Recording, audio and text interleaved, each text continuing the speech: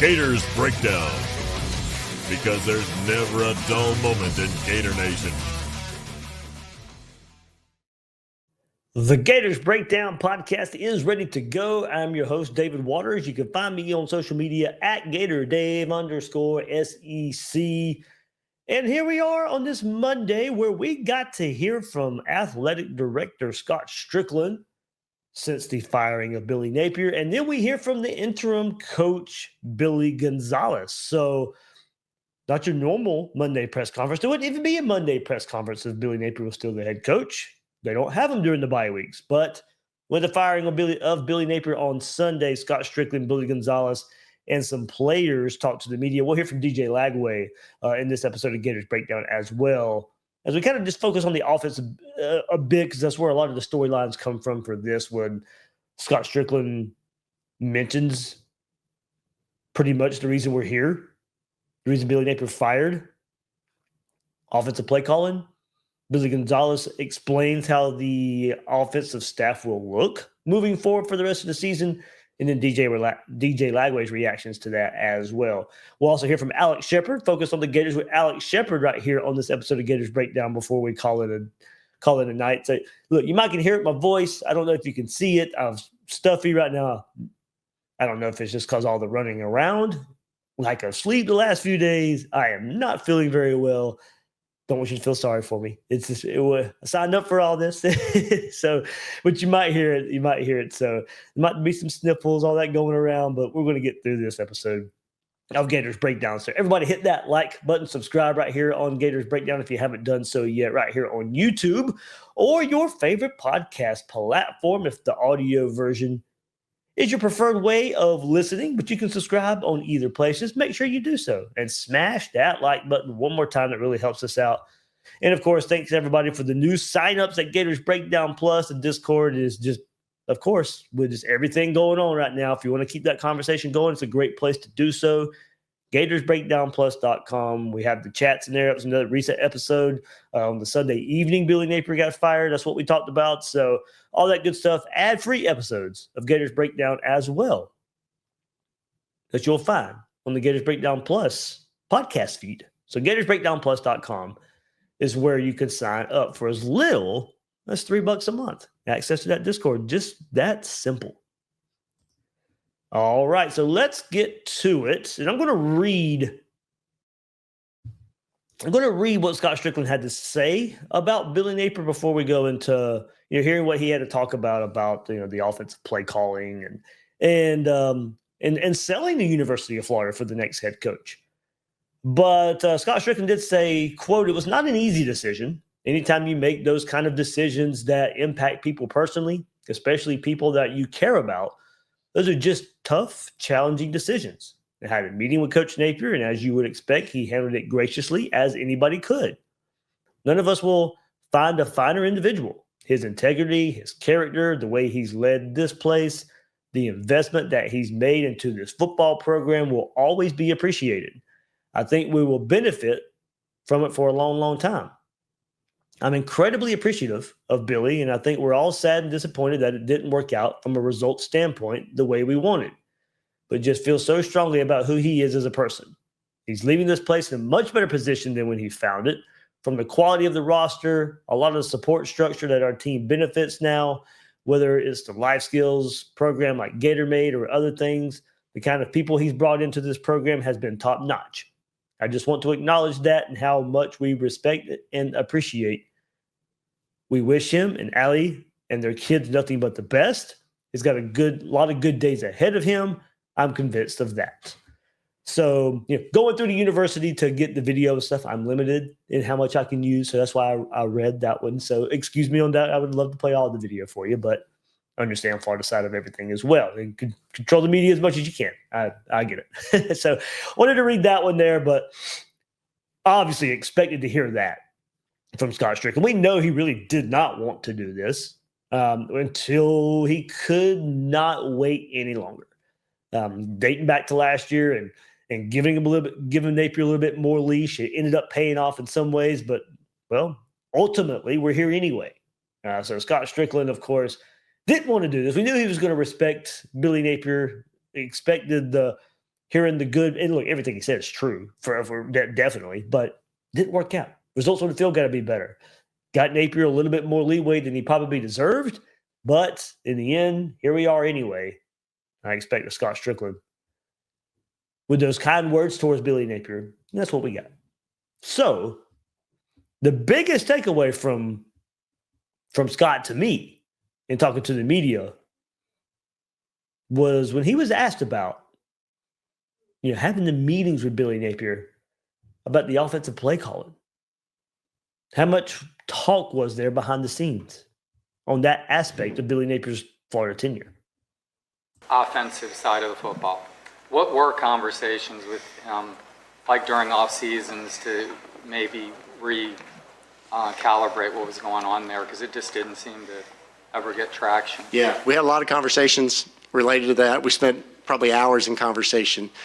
I shared with him that I thought that his strength may be in leading the program and overseeing the bigger picture. But at the end of the day, my philosophy is you hire head coaches. As athletic directors, you hire head coaches. You give them the authority to make decisions on how they want to run their program, and then you hold them accountable to that. And, that's probably a big part of the reason why we're here today. Part of the big reason why we're here today. Not a surprise to anybody right there. And Scott being forthcoming. And hey, look, I agree with this. I've even said it too. I don't blame Billy Napier for wanting to call plays. That's what worked for him in Louisiana. I don't blame Scott Stricklin for letting him do it his way. It's just when you do it your way, there's going to be responsibilities. You're going to be held accountable. That's what Scott Stricklin said. And adapt if it doesn't work. Billy Napier never did that. Billy Napier thought it was just the best way for him to have his pulse of the team, pulse of the offense, for him to be the play caller. We knew it probably was going to be his downfall. Ended up being his downfall. But so I said, we even had conversations. I thought, telling him that I thought the best part of him was basically the CEO role. But he wasn't going to force him to do it. Basically going to dig your own grave. This is how you want to do it? Okay, fine. But, we got all the talk last year. That, one reason they weren't going to move on from Billy Napier in 2024 was because they were given assurances that he was going to hire an offensive coordinator. Well, that didn't happen. That 4-game winning streak at the end of the year happened. I think that made some people not hold Billy Napier accountable to what he said, that he was going to hire an offensive coordinator. I think it made Billy Napier believe it was going to work to a certain degree, that he had his quarterback, he had his players now. And ultimately, it cost him his job. Misread the situation. Stubborn to a T, and mainly because of that. Scott Stricklin pretty much just said it. A big part of why we're here. How we got to this point of Billy Napier losing his job because he wanted to be a play caller.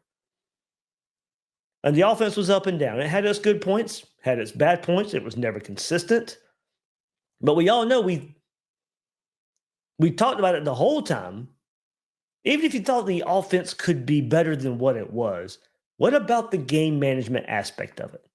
All the other things that fell through the cracks of Billy Napier wanting to be a play caller as a head coach. It just led to so many issues on game day. And there's no need to rehash. We all know what the issues were. But it wasn't just about, hey, these plays aren't working. Hey, the quarterback development may not be where it's at. It was the game time management. There's 3.5 hours on Saturday that left a lot to be desired with play calling decisions and penalties and game flow, game management, timeout usage, and putting it to all that. It all showed up. And there were many, many conversations, it sounds like, but Billy Napier was going to be stuck in his ways, and a big part of why he is no longer the coach at the University of Florida.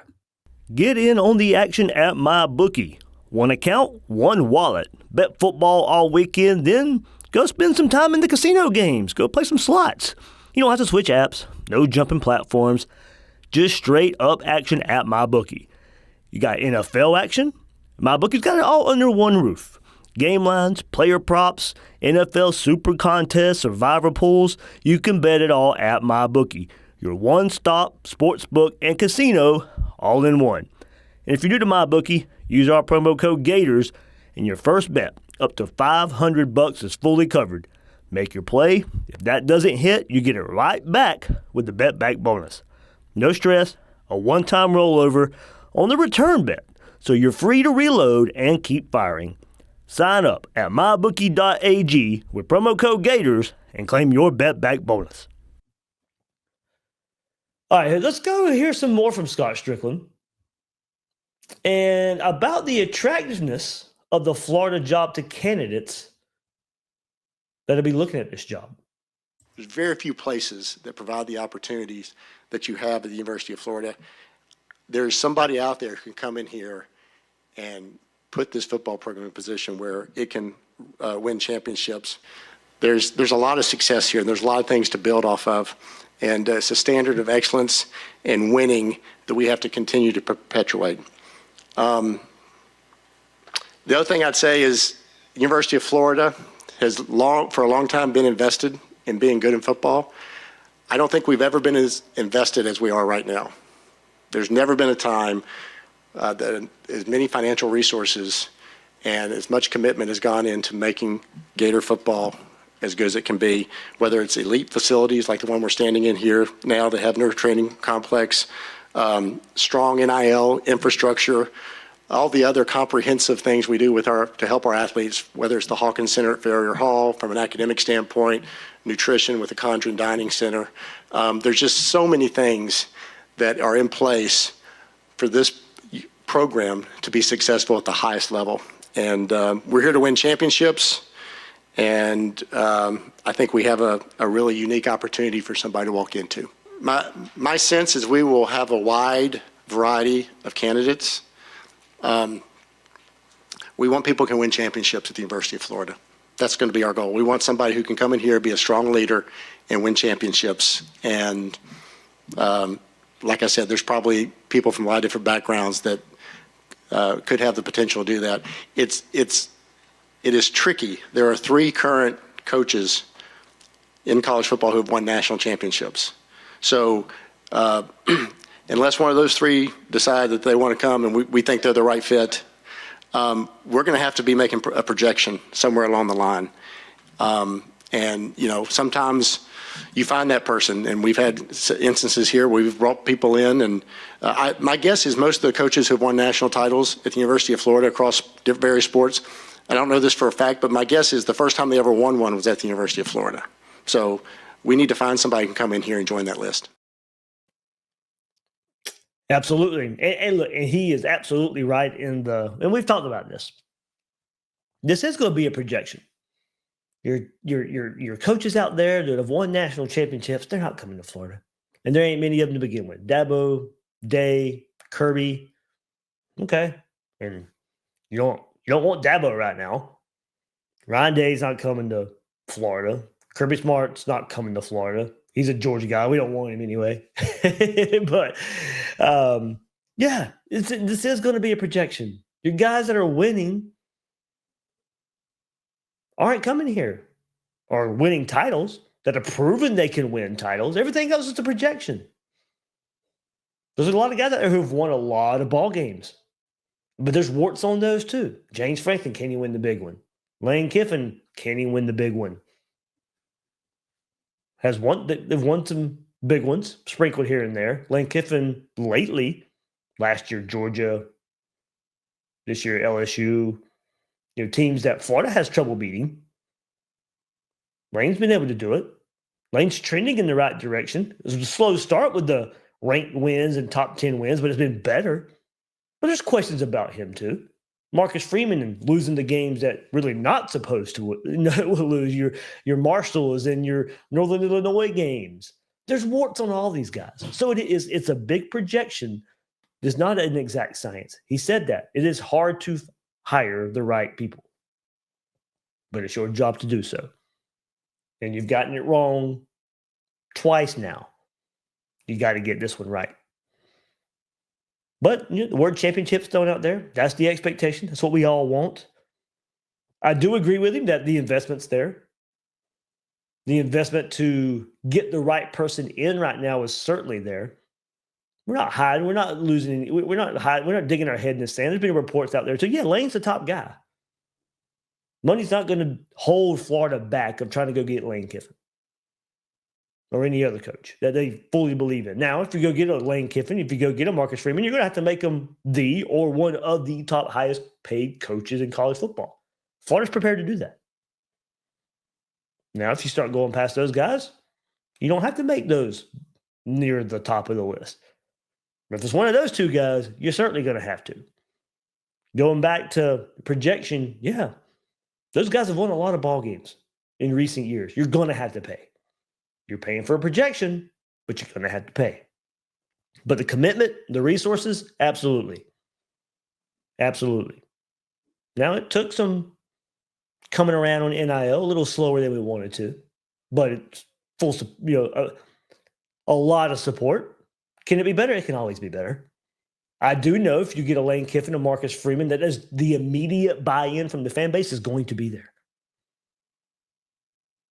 I know I've talked to a lot of people. I've talked to people around Florida Victorious, people who have been, not currently, but have been around Florida's NIL, and when they cancel or don't re-up because the team's not performing, because the team's not winning, a lot of the feedback is, go get Lane Kiffin. And I'll double what I've been doing. There's an immediate buy-in from a coach like that, from the fan base. So resources and commitment, and look, it's there for right now for Florida to get anybody. You want Florida to take that next step? There's a little bit of a step that's got to be there. But the support has been there. The support has been there. It can always be better. But fan support filling up the swamp every week, it's there. And NIL to be competitive, it's there. Money to go hire a coach to be competitive, it's there. Now it's got to get everybody on the same page. Tie it all together. But you're not going to tell me Florida doesn't have the resources to compete. They may not be used till there's some belief that you have the right guy in place. A lot of people believe in some of the coaching choices out there. But it is, I still agree. This is a place that you can win championships. This should be an attractive job for coaches out there. And I know there's a lot of conversations of why would Lane Kiffin leave Ole Miss? Why would Marcus Freeman leave Notre Dame? This is still an attractive job. You can still win here. You still get to recruit the state of Florida. There's still a lot of value in that. A lot of value. Ole Miss, and they can't recruit the state of Mississippi by itself and expect to win. You got to go hit the transfer portal. And they've done a great job at that. If you're Lane Kiffin, you can recruit the state of Florida and then cherry pick from the transfer portal. Marcus Freeman at Notre Dame, you got to recruit nationally. You don't have to do that so much in Florida. Cherry pick the portal once again. You don't have to live in the portal at Florida. You can cherry pick and make it be the difference makers, but you don't have to live in it. I still think with high school, it's still the most consistent route. Now, Ole Miss, they've done a great job of identifying in the transfer portal to have success. But it's still a dangerous world to live in and year out. Florida State, down the road, great example of that. And Ole Miss, I know they don't think that can happen to them because they've used the portal successfully so far, but to me, it's still a dangerous world to live in. You don't have to live in it at Florida. All right. So we talked to past coach, Billy Napier, why he's part of the reason why he's let go. Just talked about why this job is attractive for future coaches. But let's get around to the coach who is here, the coach who is taking over in the interim for Billy Napier. We'll get to hear from Billy Gonzales for the first time. And most of this is about the staff, specifically the offensive staff. He lays it all out about the plan moving forward for this staff. Any staff changes moving forward? As far as staff changes, everybody that's on the staff is going to be continue, as of right now, is still going to be on the staff. What about roles and who's going to call plays moving forward? Sure. I think as you look at the defensive side, obviously is Let It Eat. Coach has done a fantastic job over there. Coach, he's done fantastic. The whole defensive staff has done an amazing job. They work extremely well together. Their players are motivated, and they play with a lot of energy. Offensively, we're going to do kind of a collaborative effort as far as how we game plan. It's something that I've been used to over the years. Coach Sale, Coach Jaluk will have a lot of input as far as the run game and what we're doing to make sure that we're going to be able to break down and see what the opponents are going to be giving us, that we're going to have an opportunity to hopefully take advantage of. And then obviously in the pass game, you're going to have Coach Callaway, who's our offensive coordinator, who leads the offensive staff. He does an unbelievable job. He does a fantastic job at leading. He does a fantastic job of making sure that everybody's on the same page. He's going to continue to work hand in hand with Coach O'Hara and the rest of the staff, offensive staff that we have. But as I said, it's going to be a collaborative effort. Coach will still be highly involved in everything. But I think one of the unique changes that I've mentioned with Mr. Stricklin is football has changed. And what I mean by that is there's been a time NIL has changed, recruiting has changed. Well, the addition of the green dot on that football helmet has significantly changed how we coach and how we communicate. 5 to 6 years ago, it was anybody would go out there and you have the scripts, you come out and you type them up, and it didn't matter who would call the play. You're sitting there with the quarterback, you're in the huddle, and they can call the play. The quarterback reads it right off off the sheet, and that's kind of how we went. But the green dot, I think, is something that's been a game changer, and in my opinion, this is my opinion. I think it's going to be helpful for us, but I'm going to let Coach Callaway is going to be the OC, but I'm going to let Coach O'Hara call the plays. And I think the most important piece to that is there's a rhythm piece between him and DJ. I think it's really important that the quarterback is an extension of his teacher. And in this particular setting for the next 5 games, I think that's going to be critical. DJ's got a great relationship with both, but I think it's going to be an opportunity just to hit home over and over the teaching methods that go on in the meeting, and let him be familiar with that voice over and over in the practice setting and in the game. How much do we see the offense change just with some wrinkles and things now with this new structure? I think you'll see some things that are a little different. I think one thing that I want to hopefully continue to assert in the offense is I think we've got a lot of playmakers, and I'd like to be able to spread it out a little bit, hopefully, and get some of those players involved. Not necessarily change a lot. Here's the great thing about Coach Napier's offense. We actually have an arsenal of plays within the system. So it's kind of basically picking and choosing and allowing our quarterback to be in a position to do the things that he does best. And I think, that's the ultimate goal as our offensive staff. Again, Coach Callaway does an amazing job, and he's going to continue to keep us together as an offensive staff and put those plays together for us. Coach O'Hara move upstairs? As of right now, we have not talked about that. I do like him down on the ground, getting a chance. I think it's important that he has an opportunity to sit and talk to DJ and have DJ look at him in the eyes. And I think that's always something that I've always thought was an important piece as a quarterback coach, getting a chance. And again, that's the main reason to me why I would like him to call plays, just because of that relationship of being able to look at the quarterback, talk to the quarterback, visualize the quarterback, so they're seeing the same things and hearing the same things. All right, there we go. And if you're watching on YouTube, Alex Shepard's in here. Alex, what's going on, man? Oh man, here we are, another coaching search. We're back. Another back in it. Yep. You hopped in while Billy Gonzales was talking. We'll revisit. We know what the storyline is. You took some photos, of course, as you do every home game. We'll get into those a little bit. Your thoughts on Billy Napier, moving on from Billy Napier here. But we just heard from Billy Gonzales right there. I said, Alex popped in. He might have something to say. He might have something to say about Billy G being interim. And, hey, this offensive system change. Well, not system change. Offensive staff changing a little bit because of the interim. And look, I like that they decided on Billy G as the interim. I made that pretty clear Saturday night. I still thought it could be Jaluk, but I was like, hey, to me, it makes sense with Billy G, as much as he's been around the program, to elevate him. We know he cares about the University of Florida. He made that apparent today in that press conference about how much he really, really cares about the University of Florida. But the big takeaway here and a majority of the press conference was, hey, what's going to happen on offense now that Billy Napier's gone? You have Russ Callaway as offensive coordinator. And a little bit of a surprise. And look, I know there's still some mix-up about it, about who's really going to call the play. Some people still believe it's going to be Russ, and it's just a relay down to O'Hara. To me, I took it as O'Hara's calling plays. That's how I did too. Okay, good. And I've asked around. That's how some other media members took it as well. I don't know how much the staff's going to talk about it. I haven't really had time to reach out totally yet, but from everything I can gather, it's O'Hara calling the plays down on the sideline. And you heard Billy G saying, that's because we want the communication between him and Lagway. And Lagway's used to that. That's what he's used to after the drives are ending. He goes there and talks to to O'Hara. So something new, something kind of unexpected.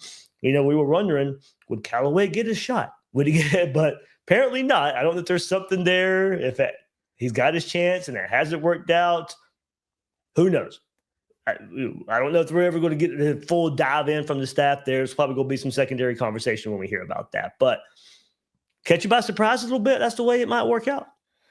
A little bit. I mean, it feels like a lot of what this staff is trying to do and has done throughout the season is prioritize DJ Lagway, and whatever way that is, whether it's favoring him in the way he's treated or whatever, crazy reporting that was coming out on Twitter earlier in the season.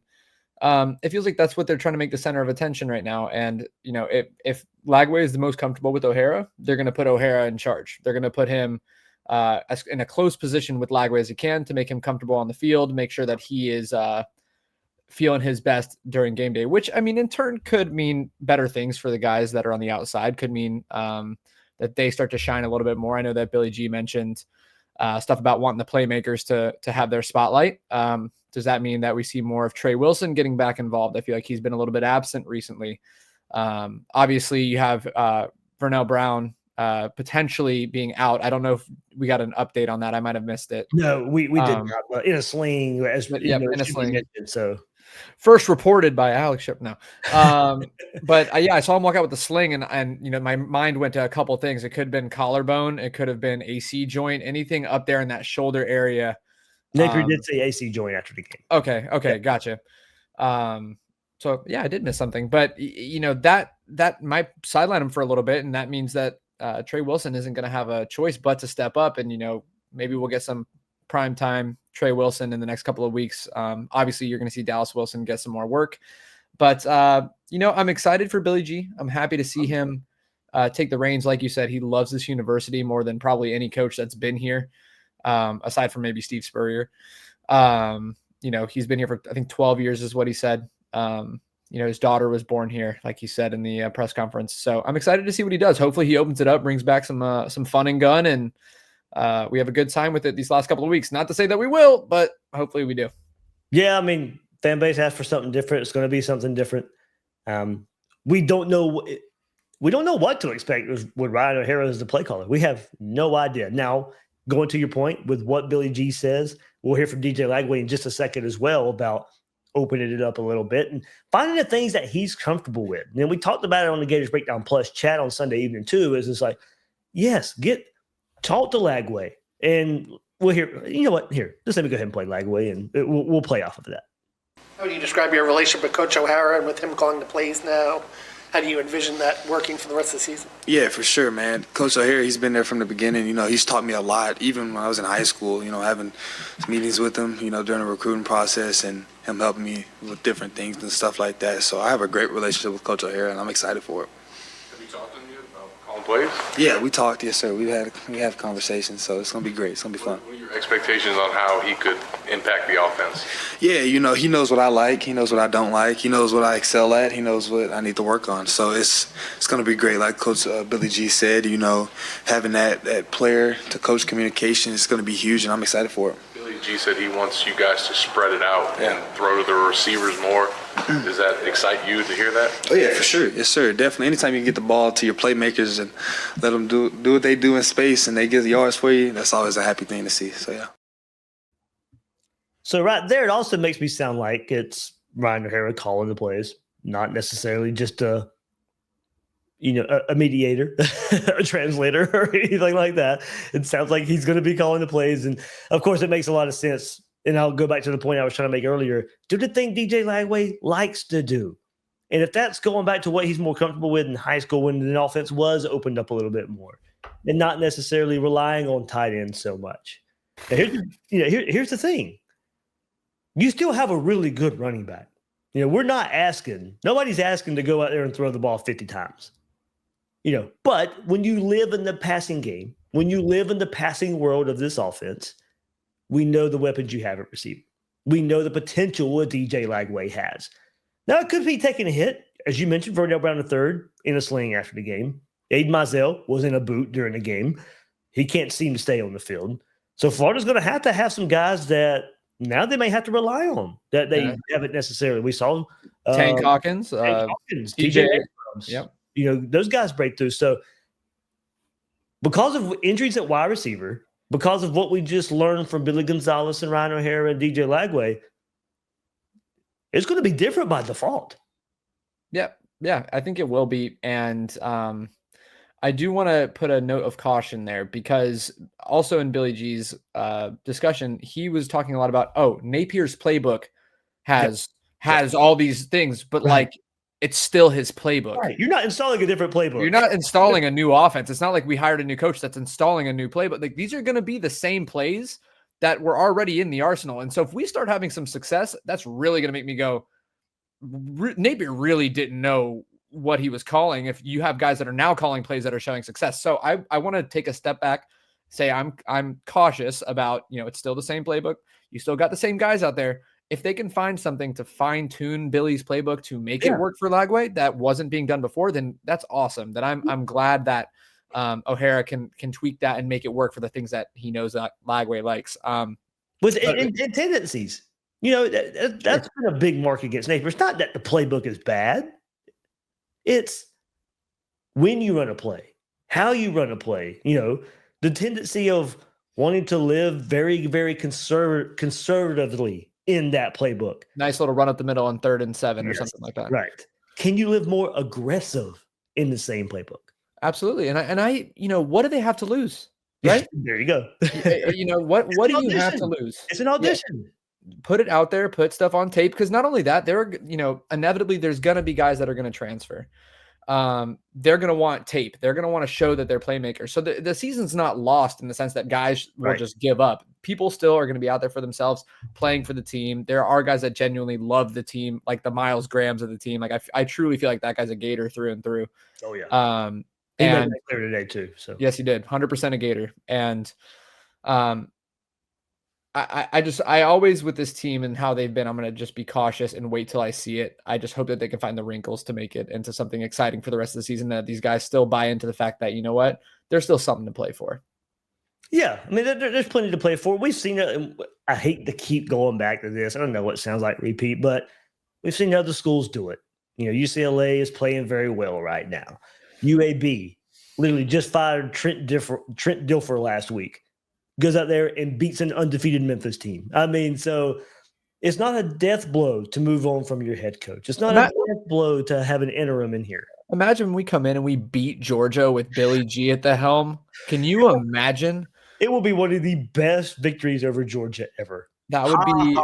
You just lost to an interim coach. Yes, that would just be incredible. I mean, I'll be there. I know you'll be there. We're both Jacksonville guys, so we'll be at the game, and it'll be sweet, just like when we beat FSU with Ron Zook. I mean, it is going to have that same feeling, except this is a much better Georgia team and program than what FSU was at that time. Yeah, you can still put a dent in Georgia's playoff plans. I mean, there's so many wrinkles to this where if this comes out and looks good, even for 1 week. I remember when the game that I was kind of starting to spell the end for me with Billy Napier when Arkansas had fired their offensive coordinator. And they come in here to the Swamp and get a win. And right after that, their offense looked exactly the same as it had. But you know what? For that 1 week, when nobody knew what to expect, you caught Florida off guard enough, and the defense was bad anyway. I know, don't get me wrong. No. But couldn't make a field goal. Yeah. But still, you don't know what to expect. And even if it's for 1 week, give it to me. Give it to me that this is a win over Georgia. and you can go lose the rest of them for all I care. Yeah. But just go get this win. That would just be so sweet. And hey, you know what? Beat Georgia, we win out, Dave, maybe maybe we got something in store. Maybe we'll go make the playoff. No. That's out of the realm of possibility. But yeah, I think that we're going to see a lot about the resolve of this team against a very good Georgia team. We're going to see if they can band together over the bye week, if they can really lock in and still play for something. I'd hate to see it be like I can't remember what year it was. Was it Muschamp or someone went and played Georgia and got just completely smoked? McElwain. Yeah, and just got completely smoked. And I think he got fired after that. Yeah, that's kind of leaking out. The Friday night before. Mm-hmm. Hey, it's probably done tomorrow. By the way. Oh, yeah. It is okay. And then it was. It looked like it. And so that's going to tell us, if we play this team, because we've got the talent, man. That's what kills me. It's like we've got the talent to compete with these teams. That's not a question anymore. We've got good players. Our defense has shown that they can play well enough to play with good teams. The offense, you've got a 5-star quarterback. You've got basically a 5-star running back in the way he plays. Yeah. And you've got now we've lost Trey Brown for a little bit, but you've got one of the most talented wide receiving cores we've had since back with like Ricky Pearsall, and Kyle Pitts and all those guys that we can compete with these guys. And so who's to say that we can't win that game? It just needs to have the right play calling and the right motivation for these guys to go and do it. So I'm going to be excited to be out there. I'm always excited when the Gators are playing on Saturdays. And yeah, we're going to find out a lot here soon. The question I have, look, I've been on part of the reason my throat might feel, sound like it's on, its last legs right now. And in some ways it might be, I've been on so many radios and shows and all that stuff. Popular guy. Yeah. I forgot the question that was asked, but I remember a way I went. It might have been the expectations for DJ Lagway right now. And I was like, well, you know what? He made a jump after that first bye week. Florida had no explosives whatsoever to speak of before that first bye week. And then week off, you play Texas and balls thrown all over the place. He's not playing the potential we thought he would just yet, but he has taken a jump since that first bye week, since the first of the season. Now here's another bye week. Here's some offensive changes. Is there another jump for DJ Lagway? I want to say yes. Yeah. I want to believe that the answer is yes. I think all of Gator Nation wants to believe that there is some other gear that Lagway just has not opened up yet. Was it the play calling? Was it the injury? Was it just the fact that, maybe he's not what everyone thought he was? Like, there's so many unanswered questions right now that I feel like we're just kind of in limbo. We don't know. We know the potential's there. We see it when he plays and he starts making those crazy throws on the run off one leg. But I have yet to be convinced that he's living up to the talent that we know he is. So I need to see it. I need to see him go out and be consistent. I need to see him play Georgia hard. I need to see him making those difficult throws against the top talent. And we're going to find out if he's got another gear. I mean, I think that there's a lot of potential for him to prove a lot here in 2 weeks. Yeah, me too. And those first aspects that you mentioned, it is a bye week and there's an offensive change. You think that has some effect, but there's just so much with all the change going on just in the program. There's no telling how people are going to react. I would love to think it's sunshine and rainbows and orange and blue glasses from here on out. And you are like a UCLA. You go find something. Mm-hmm. Maybe you don't. We don't know what they're at. Florida's fighting injuries right now, too. Credit to the defense one more time for a bunch of no-name, well, not no-name, but we know them, but nationally, a bunch of no-name guys going out there and still playing some good football, keeping a rough start, but okay, you settled down and there you are. You're playing some good defense again. The injuries start piling up. We talked about it at receiver. How many times can they go into the well of, well, all right, that guy's gone, we'll have another guy step up. Am I crazy to think like we're the most injured team in the SEC, maybe nationally every year? I swear every time I see the injury reports before games, it's like one team that we're playing has 3 guys, 1 guy's questionable, 2 guys out. And then we've got 17 guys out with 47 questionables and we're playing like third string DB. I don't get it. Yeah. And every year I feel like we talk about, the strength and conditioning program. Oh, is it this? Is it that?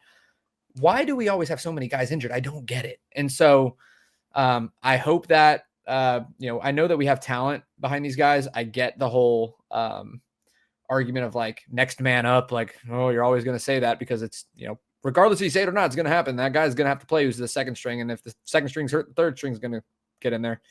But yeah, we got to do something about these injuries, man. They're kind of annoying to consistently be taken care of, and losing top talent every year and having that excuse being pulled up every single year. Yeah, I mean, we threw in Aiden Mizell earlier for a guy who's always hurt and was hurt again. Devin Moore went down with an injury against Mississippi State. Now, there was an image out there on his Instagram where it was pretty much saying he's good. I don't know to what extent good means. It could mean, oh, maybe it's not season ending or something like that. But hopefully we get some injury updates. Of course, that's not really the story of the team right now. So we will try and follow up on that kind of stuff in the next week or so as we get ready for Georgia. But to your point, yeah, man, I mean, Devin Moore was another one that went down. It's been playing so well this year, and we want to continue to see him doing that. So, well, we know the Gators are getting a new look, and just like the Gators, my home has a new look too. Gator Drywall of Duval has transformed my living space. After dealing with those unsightly popcorn ceilings and annoying drywall cracks for far too long, my walls, they're looking smoother and my ceiling more modern. I'm particularly impressed with Brandon and his team at Gator Drywall. They've brought back that personal dedication that's just missing in the service industry these days.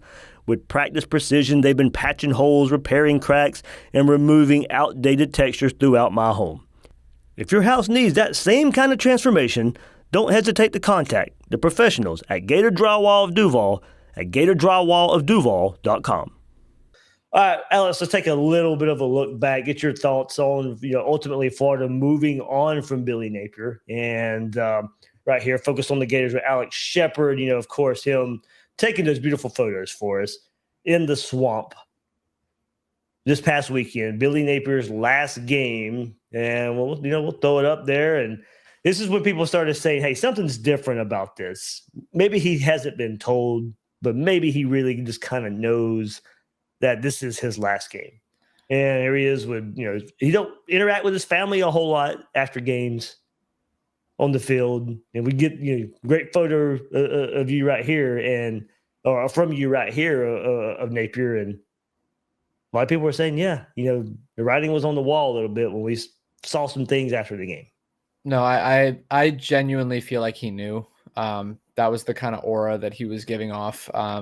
He was, a lot of the times afterward, he'll, do the post-game interview and then kind of just jog off and get over closer to the band and to the team.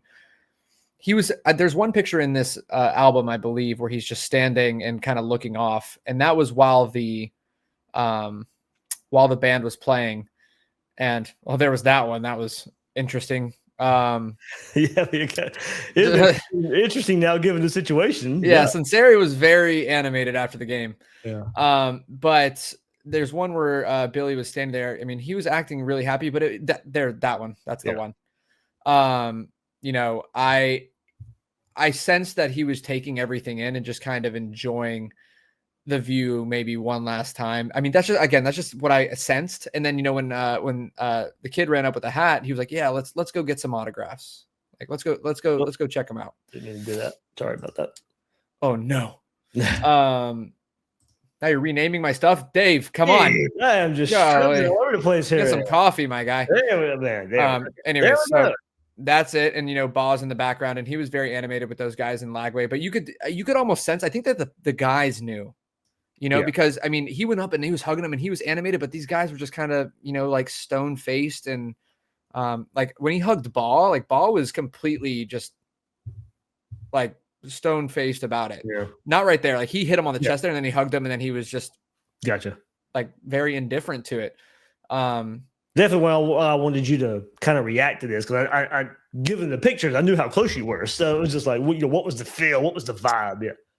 I mean, I think he was genuinely happy. I think Bill, not that he was, leaving, but he had to know that everything's swirling. By the way, I just want to throw it out there. Like Billy Napier had followed me on Twitter when he first got hired. I went and checked, and he had either blocked me and then refollowed me or blocked and unblocked me because it said follow back on there, and I never unfollowed him.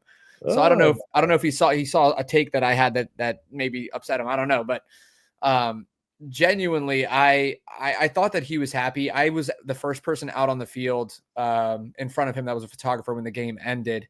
Those are in here as well when he was taking the headset off. And you just felt like there was almost like a sense of relief. Like he took a deep breath, took his headset off, had a smile about him, and was just like, you know what? Like, what a way to go out. That's the sense that I got. And so I feel for the guy. I think, and I put this on Twitter, I got a lot of likes and retweets, that he's a good person and that the wins and losses weren't what everyone wanted in terms of the record, but that nobody could doubt the kind of person he was. Nobody could doubt the character and the care that he had for his players and team. And that showed, even though he knew that he was, wrapping up his tenure here, he was still out there supporting his guys, and patting them on the chest, telling them what a great job they did. And that just shows his character and the kind of person he is. That's about the most emotion I saw out of him. When I swear I saw a tear in his eye, but that could just be me making that up. I don't know. Look, it kind of just transferred into the press room as well after the game. He certainly got choked up. You could really hear it when he talks about, his players and just loving the game of football.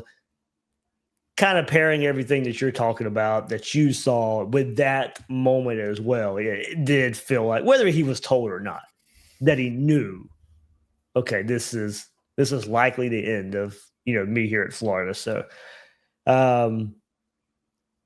obviously the players cared for him. You saw the tweets out there from players, of course, retweeting and in support. Wouldn't really share their post-game meeting with him, what was said, what wasn't said, and all that stuff. But as you said, man, it boils down to wins and losses. But these are people too. And don't get me wrong, he has got a fat paycheck waiting on him right now, and will for the foreseeable future. Mm-hmm. But there's still a human element to all of this. There is, and that's why I'm very rarely on social media or anywhere where you see me straight up talk bad about a person. I can say, what are we calling, or what are these play call? Like, it's not about the person. I never think it's right to talk about a person in a degrading way as a human, unless they're deserving or did something really bad in their life. But he was a stand-up guy. He was a class act always for the University of Florida. He represented the brand well, in the sense of there was not many stains on his legacy here outside of the actual wins and losses. After the game, he spent a lot of time with his wife, with his kids, gave her a kiss. I got a picture of it, but a girl jumped in front of me, and all of her hair was covering the entire picture, so I deleted it.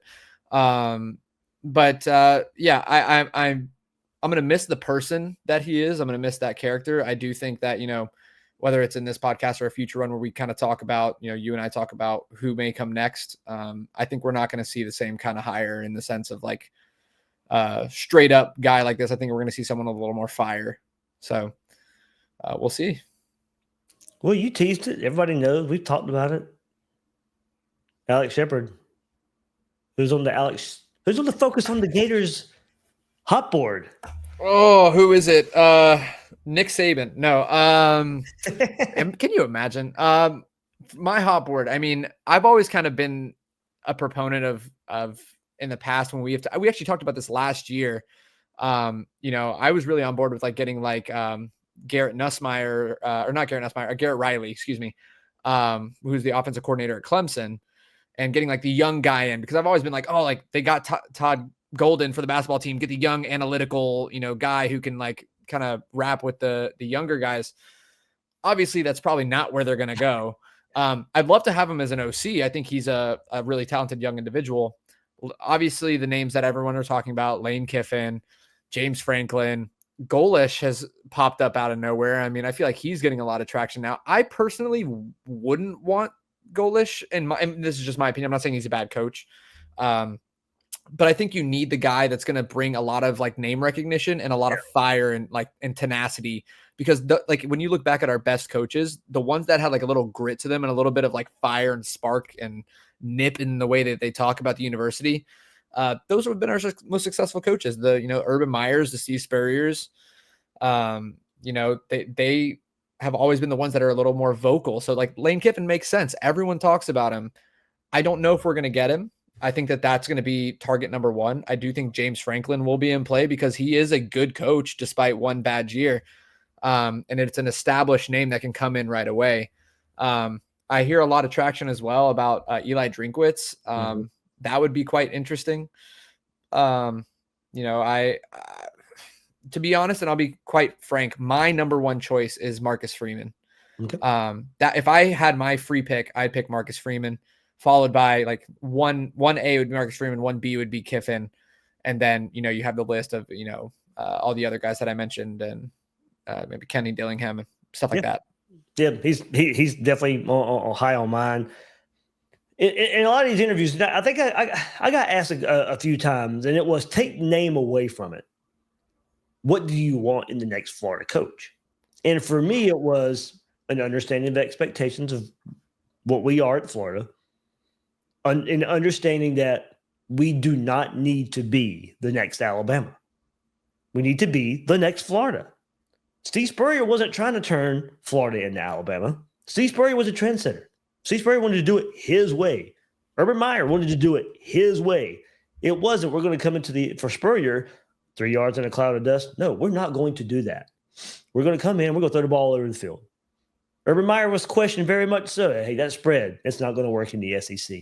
You know what? We're going to do it our way. And it's going to work, by God. And the reason it worked, these guys knew in the state of Florida how to recruit what you need to run that offense. Speed, and more speed. And so the candidate has to have an understanding of we are Florida. And this is how you need to recruit. This is what you need to recruit to. And don't turn Florida into something else that it's not.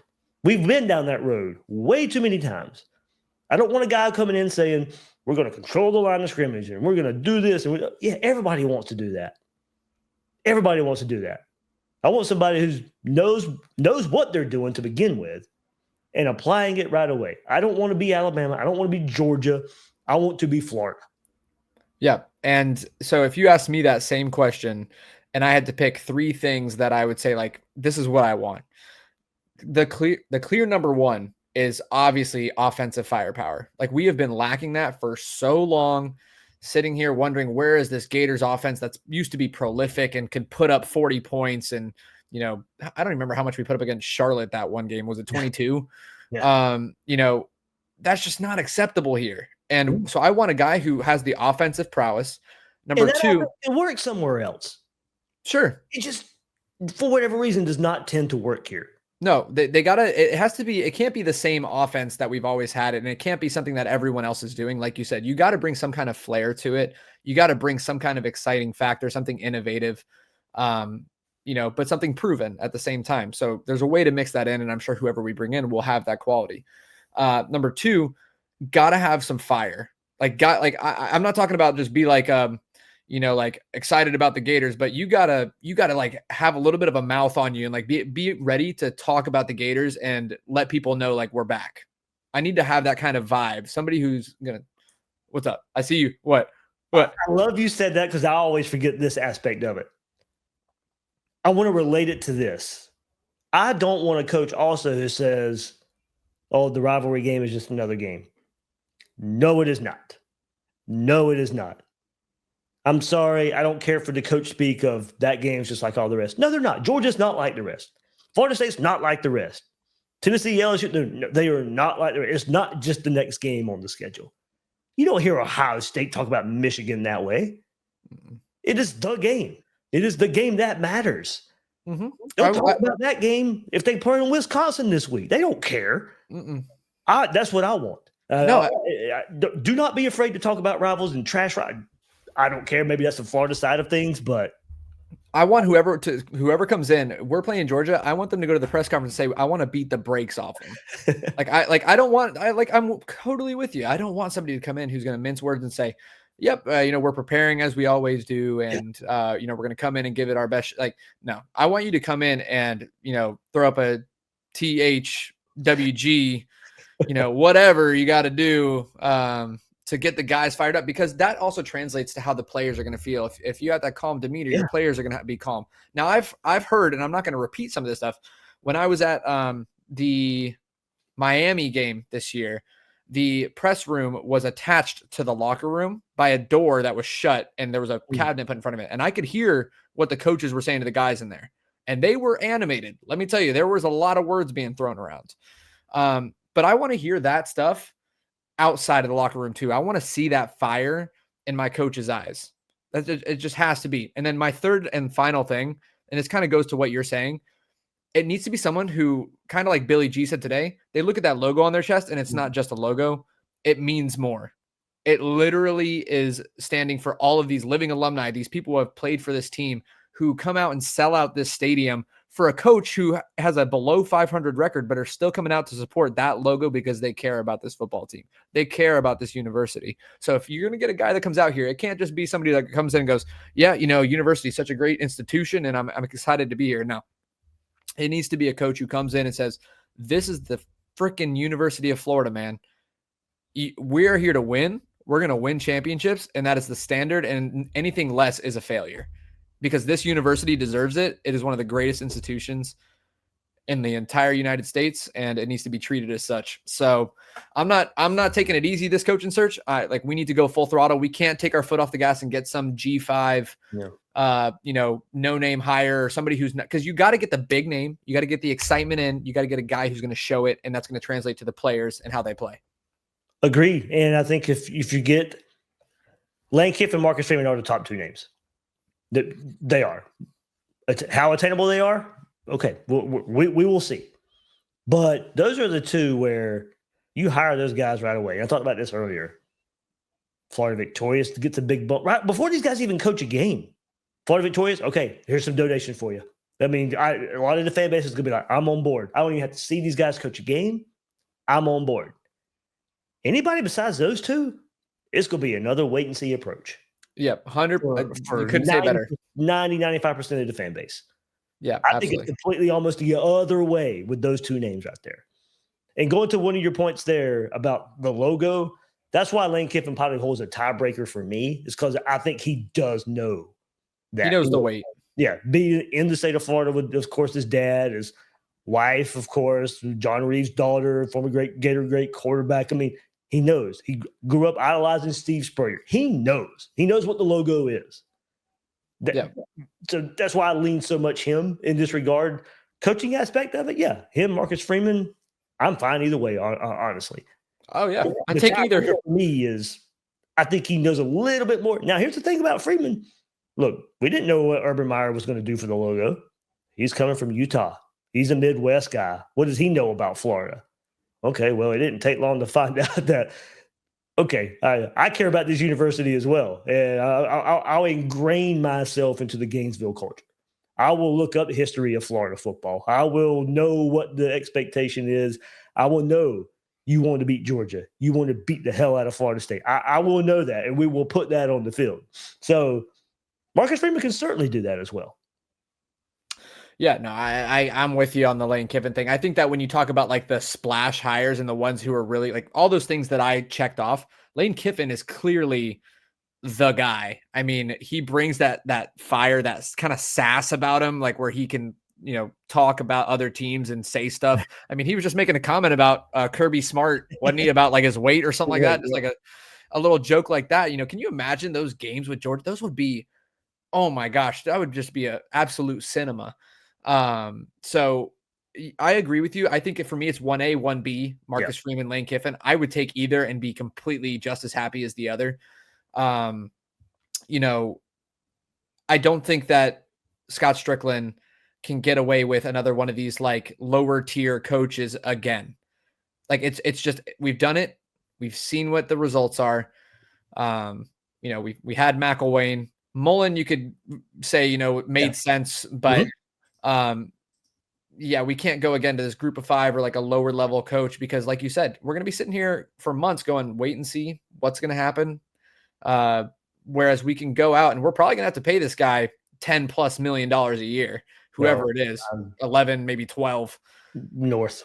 Yeah. We're going to 12 to 15. we're going to be opening the pocketbooks because Signetti just got like 11.1 or something like that. Yeah, something like that. Yeah. So I mean, if we're at the University of Florida and you want the guy, I mean, the boosters have to be sitting back going, you know what? We keep on paying buyout money every damn year. Like, why don't we just open the books and get the guy we want? Like, get the guy. And if it doesn't work, we took the swing, right? We took the big swing. And in 4 years, if it's not working, you know what? We say we do that, and then we can go find the guy that's going to be the cheap, book while we recuperate our losses. This is not the time for that. This is not the time to go worry about that. All of us, not like my $5 a month or $10 a month, matters that much. I mean, but like when we talk about who cares about the Gators, I mean, you'll be hard pressed to find somebody who cares about the Gators more than I do. I'm a 4th generation Gator. My dad and my uncle, my grandma, my grandpa, my great grandma all went to Florida. My brother went to Florida for a semester and then he decided to go party his way out. But, I care about the university so much that, these boosters have to feel the same. They're putting their money into this. And I think that you need to take the swing. You need to go for the big guy and swing for the fences. Agreed. I think has to be the path this time. At least start that way. And if you have to go down the list, then go down the list. But make those guys tell you absolutely not first. And we'll see where it goes from there. So, all right, Alex, man, thanks for hopping on right here. All the support right here. Focus on the Gators with Alex Shepard. Let everybody know if they're in the area, want to move around Jacksonville, move close to Jacksonville. How you can help them out there. Yeah, well, I wish Billy would have called me. That would have been a nice payday for me to sell his house in Gainesville. But so I'm a realtor here in Jacksonville. That's my day job. I do photography for Dave and for Gators Breakdown for fun, just on the side. But I can help anybody in the entire state of Florida. But if you're selling a house anywhere, I can refer you to an agent nearby. If you're in the Jacksonville, Yulee, Palm Coast area, I can help you out myself. If you're in Gainesville, I've got a great referral partner over there that can help you sell a house, buy a house, whatever you need. And if you're just interested in the market or you want to see what your house is about, it doesn't mean I'm going to represent you, but I can send you some information and get the ball rolling on that. So hit me up on Twitter or you can email me or ask Dave for my information and get you going. We'll get it going. We'll get it going for sure. Alex, thanks for those beautiful photos once again, man, of the eventful night in the swamp for another reason than a game. It was Billy Napier's swan song, Florida beating Mississippi State, but getting ahead and moving on away from Dan Mullen. We'll see what it means. Or Dan Mullen. Whoa. Oh, yeah. Well, at least I caught myself there. Late night. I'm not feeling well. I'm about to go finally get some sleep. Get some NyQuil and go to sleep. Yeah, for the first time in 3 days. So, Alex, man, thanks for all your help, man. And we will Jacksonville next. So a game that means a whole lot to us right here in our hometown. So it's gonna be an eventful one for sure with all the storylines. Yeah, you got it, man. Go Gators as always, and I'll see you in 2 weeks. Okay, feel better. All right, man. Thanks, everybody. That'll do it for this episode of Gators Breakdown. For Alex, I am David Waters. Guys and girls out there, thank you for checking us out on this episode of Gators Breakdown.